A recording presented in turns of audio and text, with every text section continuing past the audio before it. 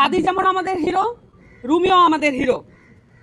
আমরা মনে করি সামনের যে আধিপত্যবাদ বিরোধী সংগ্রাম, সেখানে হাদি এবং রুমি তারা আমাদেরকে সাহস এবং শক্তিতে বলীয়ান করবে। পূর্ববর্তীতে আমাদের যে শাপলা নিয়ে, শাপলা কলি না শাপলা, এই বিষয়ক যখন আলোচনাগুলো চলছিল, আমাদের আলাপগুলো কখনোই নির্বাচন কমিশনের আমাদেরকে কি প্রতীক দেওয়া হবে এই বিষয়ক ছিল না। আমরা বারংবার বলে এসেছি এই নির্বাচন কমিশন কোনোভাবেই একটি ফেয়ার নির্বাচন কমিশন নয়। এই নির্বাচন কমিশনে যারা কমিশনার নিয়োগ হয়েছে, তাদের নিয়োগ কিভাবে হয়েছে আমরা পরিষ্কারভাবে জানতে চেয়েছিলাম। রুমির প্রত্যেকটা অ্যাকাউন্টে, প্রত্যেকটা কমেন্টে, এবং তার যে লাস্ট পোস্ট ছিল হাদির সুস্থতা কামনায়, তার লাস্ট পোস্ট ছিল, আপনারা দেখেছেন। এই লাস্ট পোস্টের কমেন্টে পর্যন্ত তাকে বুলিং করা হয়েছে। গত 13ই নভেম্বর রুমি ধানমন্ডি থানায় একটি জিডি দায়ের করে এবং সেখানে অ্যাকাউন্ট এবং ফোন নাম্বার সহ হুমকিদাতাদের লিস্ট সে উপস্থিত করে।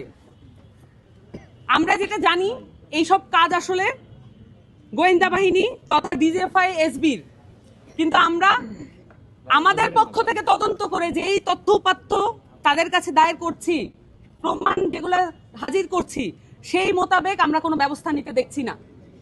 অন্যদিকে সবগুলো রাজনৈতিক দল একচ্ছত্রভাবে নির্বাচনের দিকে এগিয়ে যাচ্ছে, কিন্তু আমরা দেখছি আমাদের জুলাই যোদ্ধা যারা ছিলেন, যারা শহীদ পরিবারের উপরে একাধিক হুমকি আসছে, এনসিপির একাধিক নেতাকর্মীর উপরে হামলা এবং হুমকি উভয় চলমান আছে। এটা শুধু এনসিপির ব্যাপার নয়, পরিষ্কার করে বলতে চাই, এটা বাংলাদেশের নিরাপত্তার বিষয়। এখানে দিল্লি, পিন্ডি এবং নিউ ইয়র্কের আধিপত্যবাদ বিরোধী যত সংগ্রামী যোদ্ধা আছে, সকলের প্রতি, সকলের জীবনের প্রতি হুমকি আছে। রুমির মরদেহ শুধুমাত্র আমাদেরকে হতাশ করছে না, আমরা বরঞ্চ নিজেদের শক্তিতে আরো বলীয়ান হয়ে উঠছি। রুমি আমাদের হিরো, হাদি যেমন আমাদের হিরো, রুমিও আমাদের হিরো।